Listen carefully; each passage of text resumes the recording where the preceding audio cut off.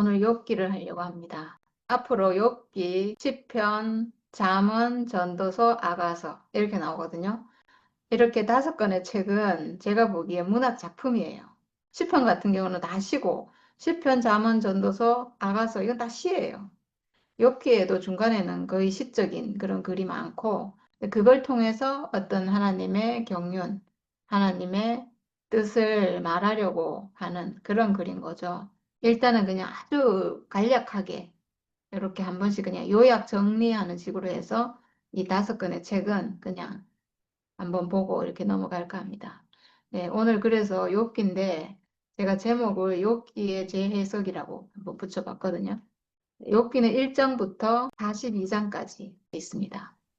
욥기의 작자는 미상이라 하고요. 기록 연대는 기원전 한 6세기경이라고 해요. 욥이라는 이름이 에스겔서에 나오더라고요.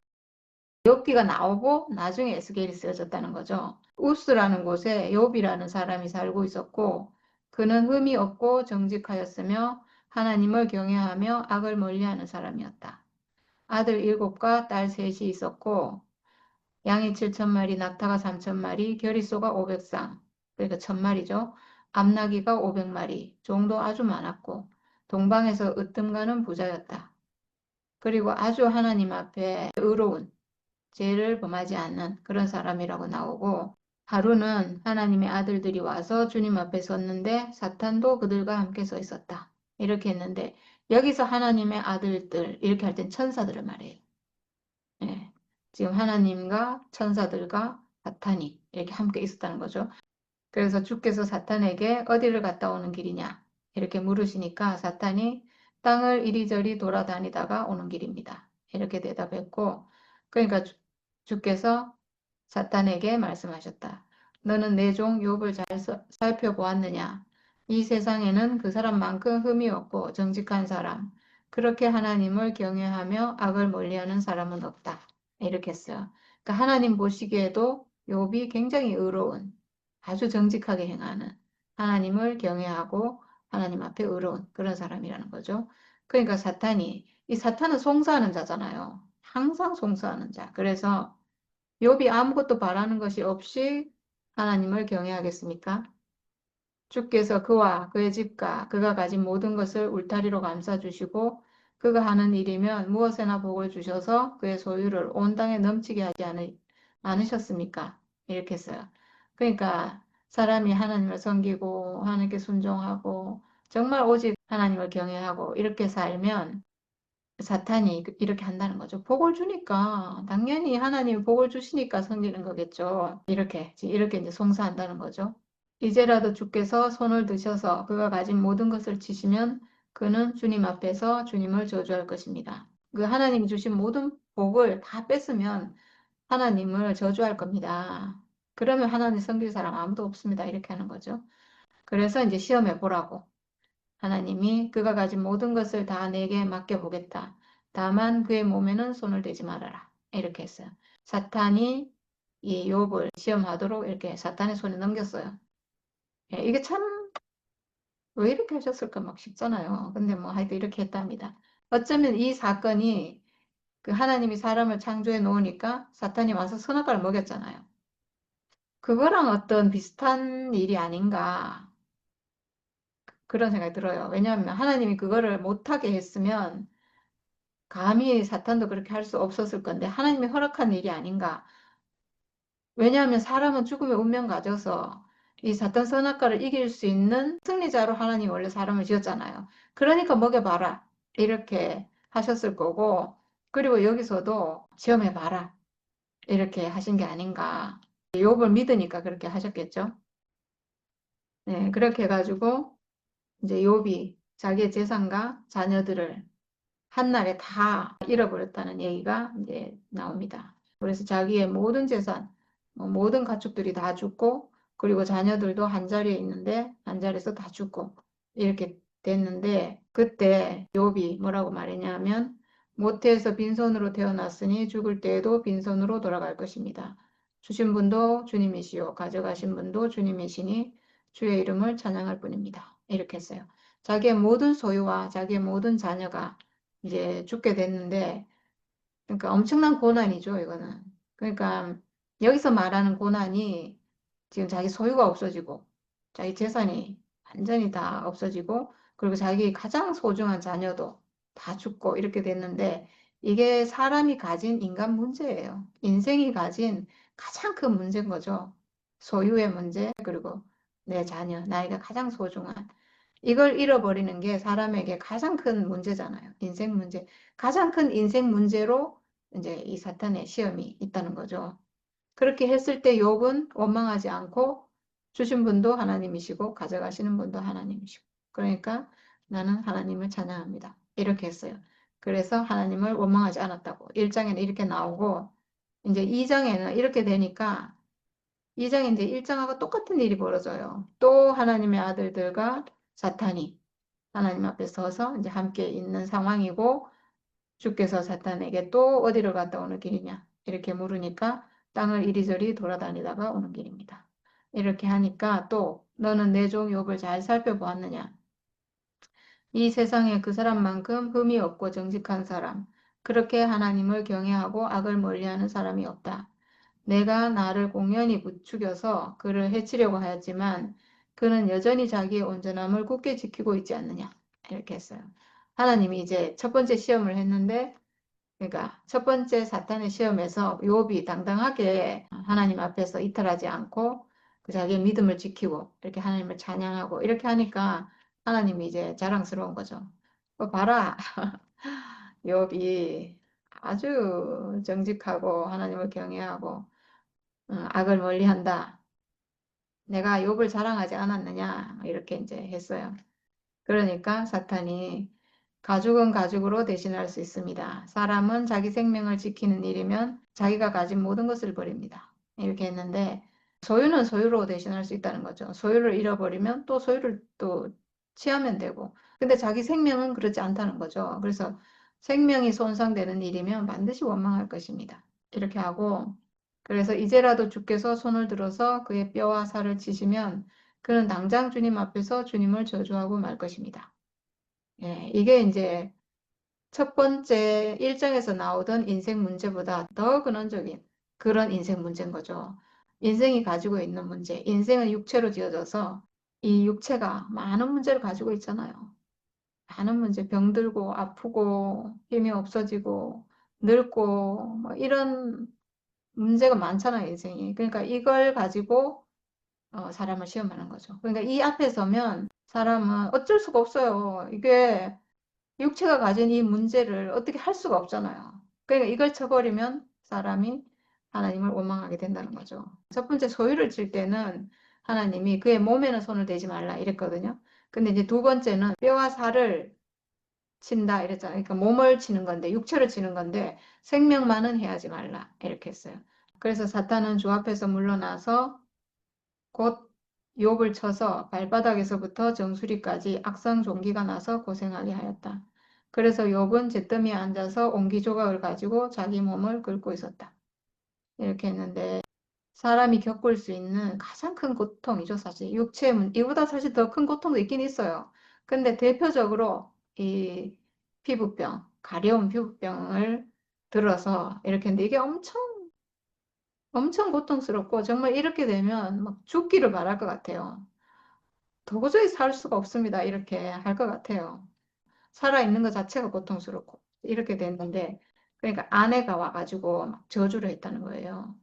이래도 당신은 여전히 신실함을 지킬 겁니까? 차라리 하나님을 저주하고서 죽는 것이 낫겠습니다. 이렇게 했는데 이렇게 됐는데도 욥은 자기 아내에게 당신까지도 어리석은 여자들처럼 말하는구려. 우리가 누리는 복도 하나님께로부터 받았는데 어찌 재앙이라고 해서 못 받는다 하겠소. 이렇게 하여 욥은 이 모든 어려움을 당하고서도 말로 죄를 짓지 않았다. 이렇게 했어요. 복을 주시는 분도 하나님이고 재앙을 주시는 분도 하나님이다. 이렇게 믿음을 지켰어요. 이것만 해도 참 대단하죠. 그때 이제 친구들이 찾아와요. 친구들이 문제인 것 같아요. 아내가 이렇게 할 때는 자기가 믿음을 지켰는데 이제 새 친구가 나오는데 사실 이 새 친구와의 대화가 욥기의 가장 중심적인 내용이고 이게 전부예요, 사실은. 이게 그러니까 새 친구가 대만 사람 엘리바스. 수아 사람 빌닷, 나아마 사람 소발 이라는 이 세 친구가 오는데 처음에 와가지고 욥을 못 알아봤대요. 당연히 못 알아보겠죠. 근데 이제 욥인 줄 알고 슬픔에 못 이겨 소리내어 울면서 겉옷을 찢고 공중에 티끌을 날려서 머리에 뒤집어 쓰고 그리고 밤낮 이래 동안을 욥과 함께 땅바닥에 앉아 있으면서도 욥이 겪는 고통이 너무도 처참하여 입을 열어 한마디 말도 할 수 없었다. 예, 이렇게 했어요. 그러니까 지금 이 장에서는 욥도 자기 믿음을 지켰고 이 너무나 힘든 문제를 겪고 있으면서도 믿음을 잃어버리지 않고 이렇게 했는데 그리고 친구들도 지금 일주일 동안은 너무나 이 친구가 겪는 고통이 너무 커가지고 그 앞에서 자기들도 같이 슬퍼하고 너무 처참해가지고 뭐라 말도 못하고 이렇게 하고 있었거든요. 여기까지는 좋아요.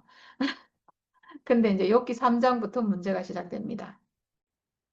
이게 이제 이런 고통이 처음에는 뭐 또 견딜 수 있겠죠. 근데 이게 계속되면 견딜 수 없어요. 어떻게 견디겠어요? 누구라도 이거 원망 안 할 수 있겠어요? 할 수밖에 없겠죠. 그러니까 마지막에 보니까 이렇게 이런 고통 겪는 걸로 인해서 원망하고 막 이렇게 하는 거에 대해서 하나님이 크게 책망하지 않으시는 것 같아요. 당연한 거니까 사람이 아프면 아프다 하는 게 당연하잖아요. 그래서 이제 3장에서 욥이 드디어 말문을 열고 자기 생일을 저주하면서 울부짖었다. 이렇게 나와요. 자기가 태어난 날을 저주하면서 차라리 안 태어났으면 좋았을 걸.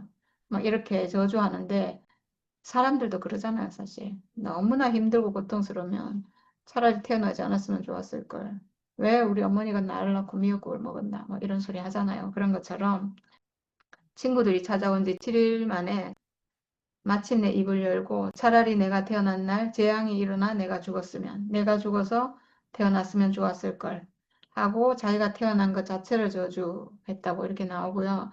이제 이 말을 듣고 나서 친구들이 이제 지금부터 친구들하고 대화가 이제 쭉 이어지는데 이게 31장까지 이어지거든요. 거의 중심 내용, 욥기가 이 친구들하고 대화가 이제 거의 다 전부거든요. 그래서 엘리바스라는 이 친구가 너는 그동안 그토록 많은 사람을 고통에서 구해주더니 본인이 고통에 빠지니 그대로 절망하는구나 하고 네가 무슨 죄를 지어서 하나님이 벌을 내리시는 모양이다. 그러니 용서를 구해라. 설사 벌을 받는다 해도 벌이 끝나면 반드시 복을 주실 것이다. 이렇게 했어요. 그러니까 이게 위로하는 것 같은데 네가 지금 벌 받는 게 무슨 죄를 지어서 그렇겠지. 지금 욥이 하는 말은 나는 아무런 죄를 지은 게 없습니다. 근데 왜 나에게 이런 고통이 옵니까? 이렇게 하고 있어요. 사실 맞죠. 하나님도 앞에서 욥은 온전하다고 했잖아요. 그러니까 이런 저주를 받을 만큼, 이런 벌을 받을 만큼 죄를 지은 게 없는데 친구가 보기에는 그렇지 않다. 뭔가 죄를 지었으니까 그렇지. 이제 이렇게 말하는 거고 친구가 이렇게 말하니까 욥이 나는 이런 끔찍한 벌을 받을 만큼 하나님께 잘못을 한 기억이 없다. 이렇게 말하고 있어요. 그리고 하나님을 원망하면서 하나님 저는 언제 죽을지 알 수 없고 오래 살지 못하는 인간입니다. 왜 저를 이 지경으로 만드셨습니까? 차라리 죽는 게 낫겠습니다. 이렇게 항의 섞인 기도를 하고 이렇게 하니까 이제 8장에서 빌닷이라는 친구가 불평만 하고 있을 거냐? 하나님이 정의와 공의를 어기실 분이냐? 내 자식들이 죄를 지어 벌을 받는 것일지도 모르니 내가 해결을 해라. 그럼 넌 다시 복을 받고 행복해질 거다. 이렇게 말해요. 그러니까 이제 욥이 앞에서 내가 이런 벌을 받을 만큼 잘못한 게 없다. 죄를 지은 게 없다. 이렇게 하니까 네가 죄를 짓지 않았으면 네 자식들이 죄를 지었겠지. 그래서 이런 벌을 받겠지. 이렇게 말하는 거예요. 네, 그러니까 이제 9장에서 욥이 하나님 앞에 의로운 사람이 세상에 어디 있냐? 그분이 뭘 하시겠다 하면 막을 수 있는 자가 있느냐? 이렇게 이제 쭉 얘기하고 하나님 앞에 제가 악하지 않은 것을 아시면서 왜 이런 재앙을 내리십니까? 얼마 안 남은 인생 좀 편하게 보내게 해주시면 안 됩니까? 하고 항의 기도를 했다는 거죠. 이렇게 하니까 이제 11장에 소발이라는 친구가 화를 내면서 네가 지금 하나님 앞에 깨끗하다고 하는 거냐? 내가 하나님 생각을 무슨 수로 아느냐? 죄를 범했으면 버리고 마음을 바로 잡아라. 그러면 내가 다시 일어나게 될 거다. 이렇게 막 욥을 책망해요. 그러니까 12장, 13장, 14장에 욥이 하는 말이 나오는데 친구들 얘기를 듣고 욥이 뭐라고 하냐면 야, 너희가 죽으면 지혜도 죽겠네. 내가 바보냐? 나도 너희만큼 알아. 너희가 하나님의 대변자라도 되느냐? 나는 그분이 날 죽인다 해도 내 행위에 대해 증언 정도는 할 수 있어. 이렇게 하고 하나님 앞에 저를 그냥 덮어놓고 원수 취급하면서 벌만 내리지 마시고 그냥 제가 무슨 잘못을 했는지 시원하게 알려주십시오. 이렇게 하니까 이제 또 15장에서 엘리바스가 친구가 두 번째로 나와가지고 네가 아주 하나님 섬기기를 때려쳤구나. 하나님이 너한테 하시는 말이 다 별것 아니란 말이냐? 하나님이 악인을 용납하고 의인을 버리시는 분이냐? 이렇게 이제 쭉 하는데 이게 이런 친구와의 대화가 논쟁이 31장까지 이제 쭉 이어져요. 이게 이제 무슨 말이냐 하면 욥은 너무나 큰 고난을 받잖아요. 사람이 받을 수 있는 엄청난 고난. 그러니까 이 시대에는 하나님께 거역하면 벌을 받는다, 징계를 받는다, 이런 의식이 있잖아요. 그러니까 내가 이런 고난을 받는 것은 무슨 죄가 있어서 고난을 받겠지. 이제 친구들이 말하는 건 그거예요. 죄가 있으니까 고난을 받겠지. 이 육체의 문제, 이런 어떤 인생이 겪을 수 있는 인생 문제인데, 어떤 하나님 앞에 죄를 지었으니까 하나님이 이렇게 벌을 주시는 게 아니냐, 이렇게 하는 거고, 욥은 나는 그렇게 큰 죄를 지은 적이 이런 벌을 받을 만큼 내가 죄를 지은 게 없다. 나는 의인이다. 이런 말이죠. 근데 이 욥이랑 친구들의 말에 다 오류가 있어요. 다. 왜냐하면 다 어떤 사상 안에 있냐면 의인은 벌을 받으면 안 된다. 죄인은 벌을 받지만 의인은 벌을 받으면 안 된다. 이 벌이라는 게 이제 인생이 겪을 수 있는 어떤 고난이잖아요. 그러니까 의인은 이런 일을 겪으면 안 된다. 의인은 복을 받아야 되고 죄인은 벌을 받아야 되고 이런 사상이잖아요. 근데 이게 다 오류가 있어요. 왜냐하면 지금 소유가 없어지는 문제, 몸에 어떤 병이 생기고 육신의 문제잖아요. 그러니까 인생이 겪을 수 있는 문제인 거예요. 사람이 인생을 살면서 겪을 수 있는 아주 대표적인 문제인 거죠. 이거는 벌을 받아서 있는 문제도 아니고, 그리고 의인이라고 해도 이런 문제를 안 겪을 수 있는 게 아니에요. 이거는 인생이기 때문에 하나님의 절대적인 주권 안에서 인생이 어떤 일을 겪을지 우리가 모르잖아요. 하나님이 정해 놓으신 어떤 법칙 안에서 인생을 사는데 이런 일도 겪고 저런 일도 겪고 갓 태어나서 죽는 애도 있잖아요. 애기도. 그 애기가 무슨 죄가 있어 죽겠어요. 그러니까 이거는 그런 차원의 문제가 아니라는 거예요. 인생 문제는 사람이 겪을 수 있는, 사람이 육체로 지어져서 겪을 수 있는 인생 문제는 죄를 지었냐 안 지었냐 이런 문제가 아닌데 욥은 내가 죄를 안 지었기 때문에 이걸 겪으면 안 된다. 왜 이런 고난을 주십니까? 이렇게 하나님께 항의하고 있고, 그러니까 이것도 오류잖아요. 그게 아니라는 거죠. 그냥 인생 문제라는 거죠. 하나님의 권능에 속한, 하나님의 절대 권위에 속한 문제예요. 사람이 겪는 모든 문제는 사람이 육체를 가졌기 때문에 겪을 수 있는 그런 문제인 거예요. 그러니까 하나님께 속한 문제인 거죠. 그거는 내가 이렇다 저렇다 할 수 있는 문제가 아니고. 그리고 친구들은 죄를 지었기 때문에 이런 고통을 겪는다. 죄를 지어서 겪는 게 아니에요. 인생이기 때문에 그냥 겪을 수 있는 거예요. 다 겪는 것도 아니고. 어떨지 몰라요. 그냥 하나님께 속한 일이에요. 그거는. 하나님의 권능이에요. 절대 권위 아래에서 그냥 사람에게 사람이 이런 일도 겪을 수 있고 저런 일도 겪을 수 있고 이런 거잖아요. 그게 인생이라는 거죠. 그러니까 둘 다 그 어떤 오류 안에 갇혀가지고 서로 막 왔다 갔다 내가 옳다 네가 옳다 지금 계속 하고 있는 거예요. 그러니까 이 논쟁은 끝이 안 나는 거죠. 이렇게 해서 마지막에 31장에 보면 욥이 하나님 앞에 자기를 막 변호하는 내용이 나와요. 나는 어떤 죄도 짓지 않았습니다 하면서 뭐라고 하냐 하면 하나님은 내가 하는 일을 낱낱이 알고 계신다. 내 모든 발걸음을 하나하나 세고 계신다. 나는 맹세할 수 있다. 여태까지 나는 악한 일을 하지 않았다. 이러면서 자기가 했는 일을 쭉 진짜 얘기를 해요. 근데 보면 정말 이 사람 의로운 사람이에요. 그럼 자기가 한 일을 쭉 얘기하는데 아, 정말 흠이 없구나 이런 생각이 들어요. 정말 온전하게 살았구나 이런 생각이 들어요. 그렇지만 이렇게 온전하게 살았기 때문에 이런 고난을 나에게서 비켜가게 해주시고 고난에서 벗어나게 해주시고 이렇게 얘기하잖아요. 그러니까 그런 관계가 아니라는 거예요. 인생 겪을 수 있는 고난은 내가 의롭기 때문에 피해가고 이런 게 아니라는 거예요. 하나님의 권능에 속한 일이라는 거죠. 하나님의 계획 안에 있는 거고 그걸 내가 이래라 저래라 할 수 있는 게 아니에요. 우리가 지금 죽더라도 하나님 앞에 할 말이 없는 사람이잖아요. 이게 인생의 운명인 거죠. 육신을 가진 사람의 운명인 거예요. 그래서 사람들이 이 육신을 가지고 죽는 운명 가진 사람인 걸 싫어하는 거예요. 그런 운명이라서. 그래서 천사를 부러워하고 안 죽는 걸 부러워하고 이런 거죠. 31장에 쭉 자기 얘기를 하고 있는데 마지막에 뭐라고 하냐면 나는 내가 한 모든 일을 그분께 낱낱이 말씀드리고 나서 그분 앞에 떳떳이 서겠다. 그러니까 하나님 앞에 서서 내가 한 일을 낱낱이 다 말씀드리고 하나님의 심판을 받겠다.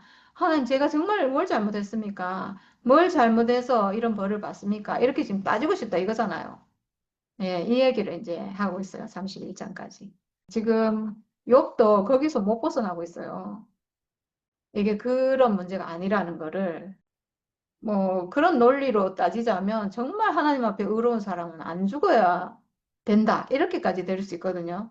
그러니까 죽음도 저주라고 본다면 그렇잖아요. 그런 문제가 아니라는 거죠. 이거는 그냥 인생 문제인 거예요. 하나님이 사람에게 정해주신, 이 육신을 가진 사람에게 정해주신 인생의 문제인 거예요. 사람이 겪을 수 있는 문제지, 죄를 지었느냐, 내가 의로우냐, 아니냐, 뭐 이런 문제가 아니라는 거죠. 근데 지금 거기에 탁 갇혀가지고, 거기서 못 벗어나고 서로 이제 친구하고 논쟁을 하고 있다는 거죠. 근데 32장부터 엘리후라는 사람이 나와요. 이 사람은 욥의 친구도 아니고 갑자기 튀어나온 사람이에요. 이 사람이 어떤 존재인지 모르겠어요. 근데 하는 말이 다 옳아요. 옳은 말 하고 있어요. 욥이랑 친구들이 하는 말을 쭉 듣고 있으면서 너무 답답해가지고 마지막에 참지 못하고 나와가지고 이제 자기 얘기를 하는데 욥도 틀렸고 친구들도 틀렸다. 이렇게 말하고 있어요. 엘리후가 하는 말은 하나님의 절대 권위 여기에 대해서 말하는 것 같아요. 그러니까 맞는 말이죠. 이 얘기를 하고 38장에 이제 하나님이 욥 앞에 나타나셨다고 이렇게 나오거든요. 하나님이 욥이 이제 하는 말 다 들으셨겠죠. 욥이 나는 죄가 없습니다. 나는 하나님 앞에 의롭지 않은 일을 한 적이 없습니다. 제발 제 얘기를 들어주시고 판단해 주십시오. 하나님 앞에 제가 무슨 잘못을 저질렀습니까? 이렇게 계속 하니까 이제 하나님이 직접 나타났어요. 그래서 여기에 대해서 하나님이 대답하시는 게 아니고 당신의 초월적인 권능에 대해서 이제 쫙 얘기를 해요. 그 권능을 감히 사람이 이해할 수 있겠느냐? 이렇게 말하는데 내가 땅에 기초를 놓을 때 너는 어디에 있었느냐? 누가 이 땅을 설계했느냐? 누가 줄을 치고 금을 그었느냐? 이렇게 쭉 얘기하고 내가 천상의 운행 법칙을 결정하고 지상의 자연 법칙을 만들었느냐? 너는 구름에 호령하여 물을 동이로 쏟아 땅을 뒤덮게 할 수 있느냐? 내가 나가라고 명령하면 알았습니다 하고 번갯불이 번쩍 튕겨 나가느냐? 이렇게 이제 막 쭉 얘기를 하는데 이게 하나님의 초월적인 사람이 알 수 없는 권능이라는 거죠. 그래서 사람의 운명도 마찬가지인 거예요. 하나님의 권능에 속한 일이라는 거죠. 그거는 사람이 알 수 있는 게 아니라는 거예요. 이렇게 하나님이 당신을 나타내시고 당신의 말씀을 하시고 이제 이렇게 하니까 욥이 그 앞에서 하나님 앞에 무릎을 꿇어요. 이게 욥의 의로움이라는 거예요. 욥이 지금까지 막 하나님께 하소연도 하고 막 제가 뭘 잘못했습니까 하고 원망도 하고 이렇게 했는데 사실 잘못한 게 없죠, 욥은. 근데 잘못한 게 없어도 인생 문제는 있을 수 있다는 거예요. 잘못한 게 없어도 갑자기 사고가 나서 죽을 수도 있고 불구가 될 수도 있고 그러면 사고가 나서 불구가 된 사람이 하나님 앞에 하나님 제가 뭘 잘못해서 지금 이렇게 됐습니까? 이렇게 원망한다는 건데 그렇게 하면 이게 말이 안 되잖아요. 그러니까 인생 문제라는 거죠. 인생 그럴 수 있다는 거예요. 이건 하나님의 권능에 속한 문제고 하나님의 절대 권위에 속한 문제지 이게 사람이 이렇다 저렇다 할 수 있는 문제가 아니라는 거죠. 근데 이제 하나님 말씀을 듣고 욥이 하나님의 권능을 인정하고 그 앞에 무릎 꿇고 이제 그걸 순응하고 이렇게 했는데 이게 욥의 의로움인데 욥이 이제 뭐라고 대답하냐면 당신께서는 못하실 일이 없으십니다. 계획하신 일은 무엇이든지 이루십니다. 부질없는 말로 당신의 뜻을 가린 자 그것은 바로 저였습니다. 이 머리로는 헤아릴 수 없는 신비한 일들을 영문도 모르면서 짓거렸습니다. 당신께서 어떤 분이시라는 것을 소문으로 겨우 들었었는데 이제 저는 이 눈으로 당신을 배웠습니다. 그리하여 제 말이 잘못되었음을 깨닫고 티끌과 잿더미에 앉아 뉘우칩니다. 이렇게 했어요. 하나님 앞에 무릎을 꿇었다는 거죠. 하나님의 권능 앞에. 맞습니다. 제가 다 잘못한 거고 하나님 당신이 옳습니다. 당신이 모든 것의 모든 것이고 제가 하나님 뜻을 다 알 수가 없습니다. 이렇게 했는데 이렇게 하는 게 하나님 앞에 있는 사람의 자세예요. 그렇잖아요. 하나님 우리 창조주시고 우리는 그의 피조물인데 만약에 나는 의로우니까 나는 복을 받아야 됩니다. 이렇게 하면 내가 하나님 된 거예요. 그 법칙을 내가 정하는 거잖아요. 그러니까 하나님 마음대로 이럴 수도 있고 저럴 수도 있고 그러신 분이잖아요. 그렇게 어떤 하나님의 절대 권위 앞에 있는 사람의 운명 이걸 지금 이 욥기에서는 보여주고 있는 것 같아요. 근데 이 육체로 지어진 이 사람은 육체를 가지고 숨을 쉬고 살아있는 이 사람은 이 존재 자체로 하나님 앞에 이렇게 순응할 수밖에 없는 존재예요. 우리가 내 숨을 가져가시면 육체는 숨이 끊어지고 흙으로 돌아가잖아요. 순응할 수밖에 없잖아요. 네, 이게 사람의 운명이라는 거죠. 네. 그래서 결국 끝까지 욥은 자기의 신앙을 버리지 않았다는 거죠. 하나님 앞에 무릎 꿇고 하나님을 인정하고 그 앞에 순종했다는 건데 만약에 지금 친구들하고는 계속 자기 주장을 얘기했잖아요. 근데 만약에 하나님 앞에서도 계속 그랬다. 하나님 제가 뭘 잘못했습니까? 계속 이랬다. 이러면 이 사람은 이제 거역한 사람이 되죠. 하나님 앞에서까지 이렇게 하면 지금 의롭다는 것이 내가 무슨 어떤 좋은 행위를 해서 아주 의로운 행위를 해서 내가 의롭다 이게 아니잖아요. 하나님 앞에 순종하느냐 안 하느냐 이거잖아요. 하나님 앞에 순종하는 게 의고 거역하면 불이고 이렇게 되는데 지금 순종하잖아요. 욥이. 그래서 욥이 의롭고 그래서 마지막에 이제 복을 받았다는 거예요. 주께서 욥에게 말씀을 마치신 다음에 대만 사람 엘리바스에게 이렇게 말씀하셨다. 내가 너와 내 두 친구에게 분노한 것은 너희가 나를 두고 말을 할 때 내 종 욥처럼 옳게 말하지 못하였기 때문이다. 이렇게 했어요. 저는 좀 친구들 말하는 걸 들으면서 조금 화가 나더라고요. 왜냐하면 이 친구들이 욥을 막 계속 책망하거든요. 네가 이런 죄를 지었으니까 이런 벌을 받지. 막 이렇게 계속 책망을 하는데 제가 그걸 보면서 자기들은 얼마나 의로운가 이 생각이 들었어요. 과연 그럼 자기들은 요만큼 온전했는가?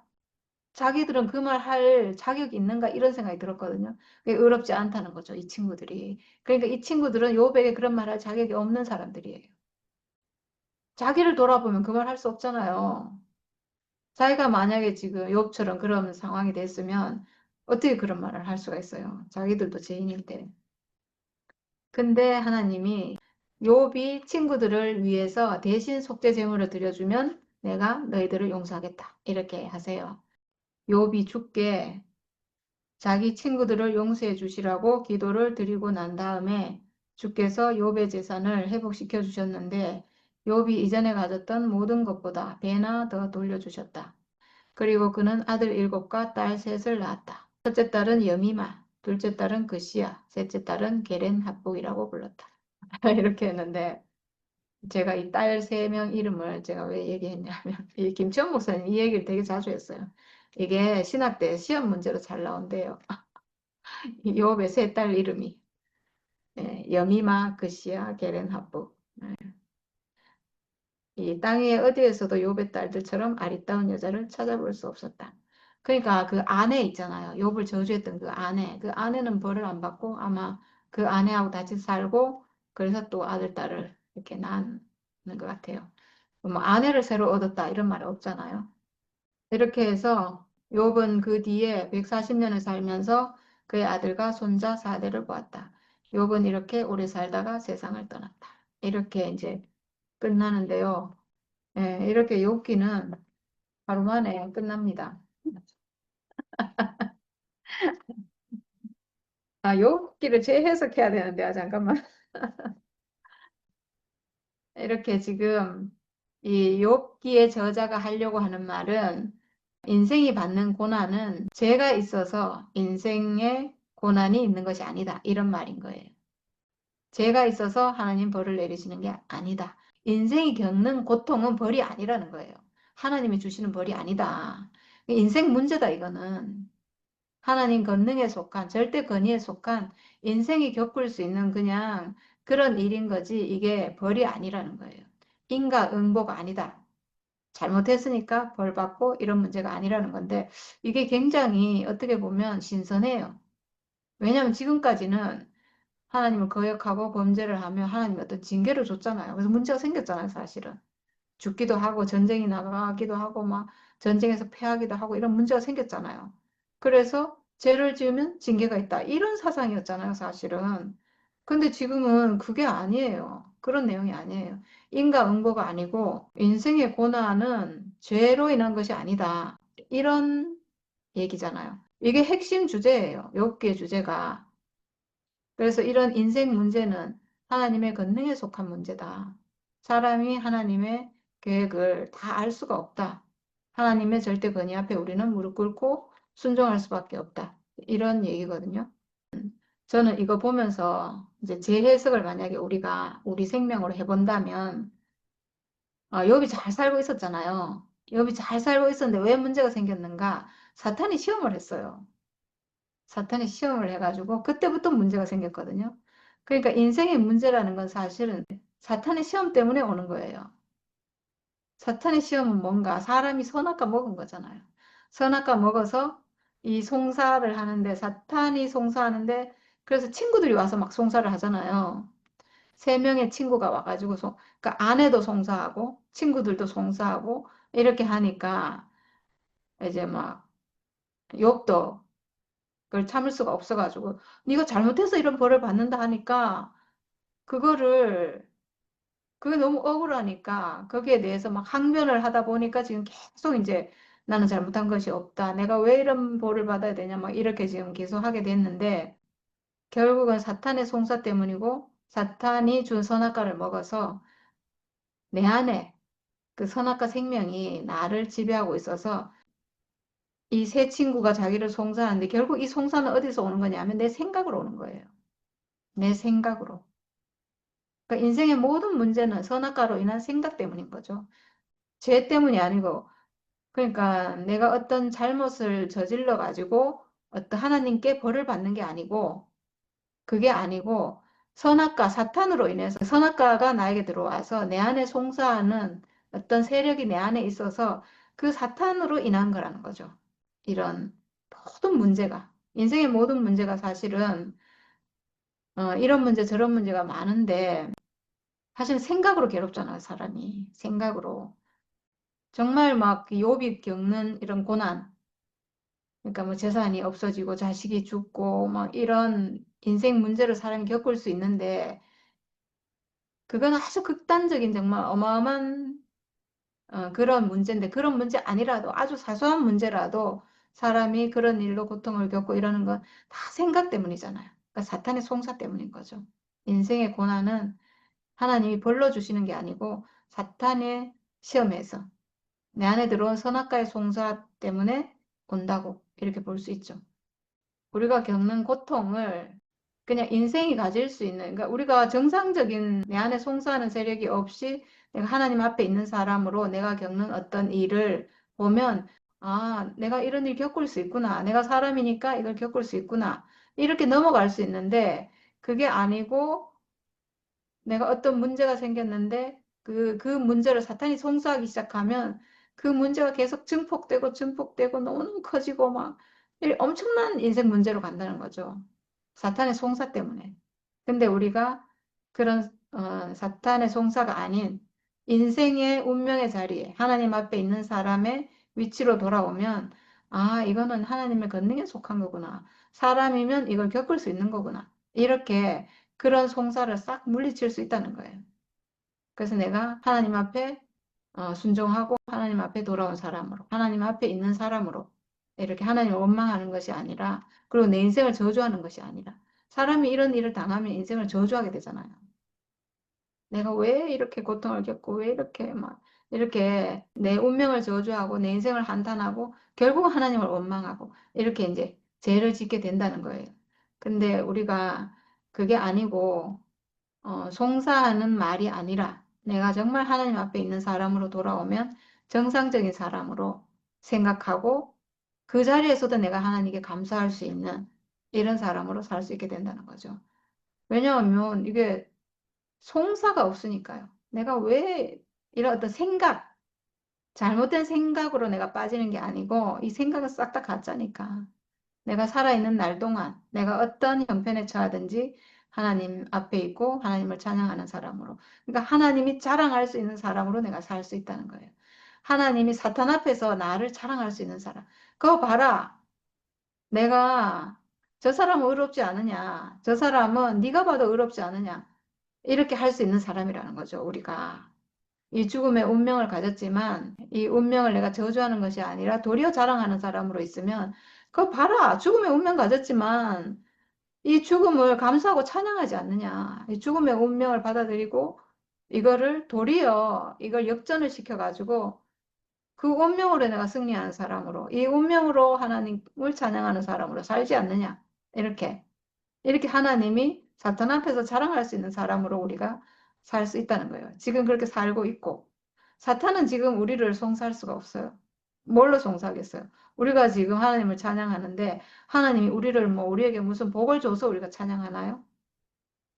우리에게 뭘 대단하게 막 어떤 소유를 주고 막 대단한 능력을 주고 막 복을 줘가지고 우리 찬양하는 게 아니잖아요.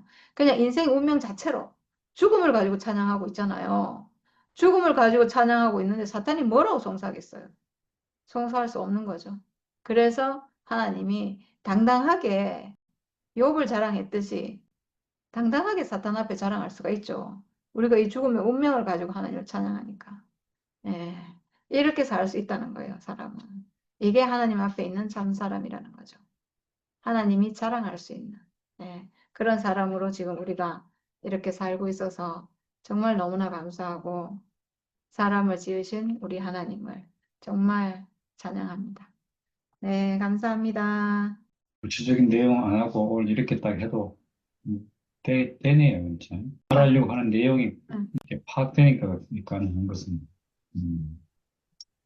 그래서 딱 거기서 오늘 이렇게 사람이 인생으로서 찬양할 수 있다. 찬양이 된다. 하나님도 자랑할 수 있다. 오늘 그런 사람으로, 그런 사람을 하나님이 원하고 또 사탄도 더 송사할 수 없는 그런 사람으로 딱 설 수 있도록 그렇게 딱 우리 자리를 갖다 확보해 주니까 더 이상 진짜 할 말이 없네. 저기서도. 송사에 안 넘어갈 수 있으면 되는 건데 이게 안 넘어가는 게 예, 잠시는 그럴 수 있을 것 같고 아마 욕도 그래서 중간에 막 그런 막 분란을 좀 일으켰는데 결국은 이렇게 다시 그 자리에서 회복해서 아, 예, 사람은 뭔가 진짜 잘못된 일이 있으면 뭔가 내가 뭐 잘못해서 그런다 이렇게 돌아보기 시작하면 막 끝이 없어요 진짜. 그 부분을 갖다 이렇게 오늘 우리 말씀을 통해서 이렇게 극복할 수 있다는 게, 또 넘어갈 수 있다는 게, 그게 바로 이제 정상적인 위치에 있어서 그렇지 않나. 오늘 뭐 예를 들면 아까 얘기한 것처럼 뭔가 잘못해서 이런 일이 있는 것이 아니고 인생이니까 육체를 가진 사람이니까 있을 수 있다. 뭐 이렇게만 우리가 알아도 많은 부분에서 문제를 우리가 뭐 송사에 대해서 넘어갈 수 있을 것 같아요. 인생이니까. 인생이니까 서로 오해할 수도 있고, 또 인생이니까 뭐 이런 일이 있을 수 있고, 뭐, 뭐, 소연이 있다가 없어지기도 하고, 없다가 있기도 하고 이러잖아요. 그러면 그걸로 인해서 우리가 생기는 이렇게 송사를 여건이 넘어갈 수 있고, 뭐 그런 부분이 아니겠는가. 야, 그래서 오늘 이렇게 욥기를 이렇게 딱 뭐 간단하게 이렇게 정리를 하니까, 우리가 시험에 대해서 또는 어려움에 대해서 그걸 사실 그대로 받아들일 수 있는 이런 마음이 되잖아요. 뭐, 육체를 가졌으니까 육체가 아플 수도 있고, 뭐, 고통스러울 수도 있고, 뭐 이런 거잖아요. 예를 들면. 근데 이게 뭐 내가 뭐 잘못해서 그렇나, 이렇게 따지기 시작하면, 야, 그 잘못한 걸 뭔가 찾아야 되잖아요. 또 그걸 또 찾았다 손 치더라도 이미 지나간 일인데 다시 그걸 또 어떻게 돌릴 수 있나요? 여러 가지 문제가 복잡하게 많이 얽혀버리는 거죠. 야, 그래서 어쩌면 그런 문제를 또 해결하기 위해서 노력하다 보면 또 다른 일이 생기고, 예, 차라리 막 우리가, 아, 그렇습니다 하고 인정하고, 막, 아이고, 그래, 뭐, 그렇습니다 하고 인정하고, 우리가 지금부터라도 정상적인 사람으로 살면 되는데, 예, 이게 이제 말 그대로 회개하고 위치를 회복하는 일이잖아요. 그러면 문제가 없을 수 있는데, 그렇지 않고 문제를 해결하려고 하다 보니까 끝이 없는 거죠. 막 그런 식으로 되어서, 엮이는 내용이 보니까 뭐, 예, 송사를 어떻게 이 극복하는가, 이기는가, 송사에서 승리하는가, 이 문제인데, 오늘 그걸 갖다가, 아, 예, 옳고 그런 거 관계 없구나. 사탄은 송사는 꼭 이렇게, 네가 잘못했다. 네가 뭐 이렇게 죄를 지어서 그렇다. 뭐 과오나 벌 이런 거 뭐 생각하는데, 그거 관계없이, 야, 이 사람으로서, 아, 있는 자리를 갖다 확보하고 그걸 우리가 알게 되는 것이 오늘 이 말씀의 큰 수확이 아니겠는가. 네, 그런 생각이 드네요. 음. 아, 오늘은 어려운 공부를 했네. 작품을, 작품 공부를 했습니다. 아, 참, 참 새롭는데 내가 이게 참 말을 하기가 아주 힘드네. 어렵고. 그, 맞아요. 쉽지 인생의, 않아요, 사실. 어, 인생의 모든 고난은 죄의 문제가 아니다. 이걸 예. 놓고 또 한번 생각을 해봤어. 아, 아, 그래, 우리가 그, 그 사탄의 송사 때문에 오는 음, 거라. 이렇게 음, 이제 말했는데, 야, 참, 그러네. 사탄의 송사로 인해서 번뇌가 생기는 거, 사람이. 그렇죠, 맞아. 아멘. 그리고 이제 또,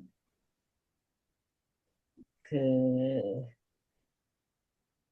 우리가 이 참, 운명을 갖고 사니까 운이 지어지기를 음, 운명을 갖고 운명으로 우리가 살아가기 때문에 아 이건 참 하나님의 권능의 문제다 아, 이렇게 말씀했는데 아 참 알뜰말뜰하게 그러네요. 음, 그러면서도 좀 새롭게 그렇게 알아지는데 아 참 우리가 항상 내가 무슨 죄가 있어가지고 하나님 옆에 자꾸 죄를 잡고 이게 아니라는 게 음, 뭔가 좀 새롭게 오네 정말. 그래서 음, 참 아, 하나님의 권능의 문제다. 맞아. 아멘. 이걸 그래 하나님 앞에 죄의 문제를 돌리는 게 아니고 음. 참 하나님 앞에 우리가 하나님 우리 인생의 이 모든 문제는 하나님의 권능의 문제라는 것이 새삼 좀 깊이 생각하게 되네요. 아멘. 감사합니다.